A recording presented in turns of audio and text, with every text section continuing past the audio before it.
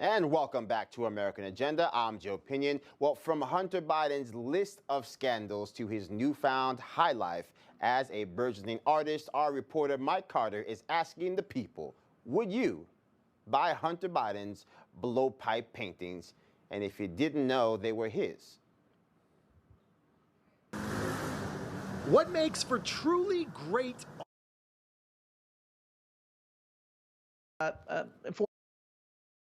But wouldn't you have to wear a mask?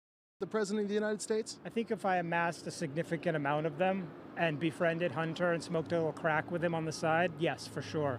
I would have a nice introduction. But wouldn't you have to wear a mask or get a vax? Something tells me he's not alone with that proposal. In New York, for Newsmax, Mike Carter. We bring it back to our panel. So, Carl, I'll start with you. You know, in all seriousness, I mean, you get a good chuckle, but this is no laughing matter.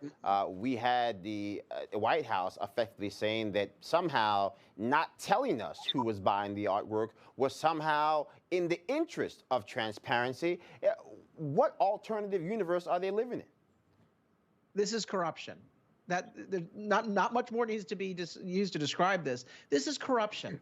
This is a former crackhead who can't really get a job or keep a job in the real world, who only gets the money that he's been given because of his father, the access that he sells to his father, Joe Biden. And now he has an art dealer who's a Chinese government-aligned art dealer. You know exactly who's going to be buying this art. This is corruption. And where are all the Democrats? If this was done by a Trump family member, they would be screaming from the high heavens about corruption and profiteering. But it's Joe Biden's son, who's under criminal investigation, out there trying to basically invite all bidders to come and give him a bunch of money. And you know that it's going to come with access to the Oval Office and President Biden. Jesse, want to get your reaction to Press Secretary Jen Psaki defending and discussing Hunter Biden's fledgling art career. Take a listen. And I think we have set up a system which we feel is appropriate, has appropriate safeguards. We believe that Hunter Biden, just like any child of a president, should be able to pursue their professions and their passions. And any selling of the art would be through the gallerist. So, Jesse, I'll come to you because the system she seems to be describing has eerie similarity to this thing we call money laundering. I don't know. That's just my uninformed look at it because apparently they have everything under control. Well, the first thing that jumps out of everybody is when she calls him a child. He's not a child. He's over 50-something years old.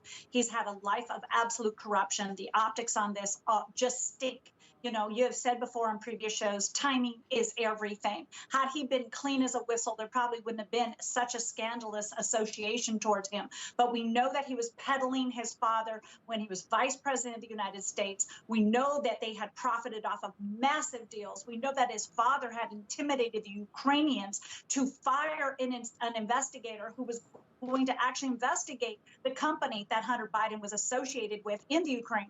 Everything about this simply stinks. And when I hear the left try to go after the Trump children, how many things did they all have to sacrifice? Ivanka pulled out of her business. We no longer saw her products in the market. We know that even Eric Trump had to pull out of helping St. Jude's research, which was for children's cancer research. They continually went after the Trump children, including Don Jr. If Don Jr. was doing this while his father was in the White House, they know doggone well that they wouldn't stand for it. The message is impropriety. The message is simply disgusting to every American that their child can profit, their children can profit like this, and they're not kids. They're grown crackhead kids.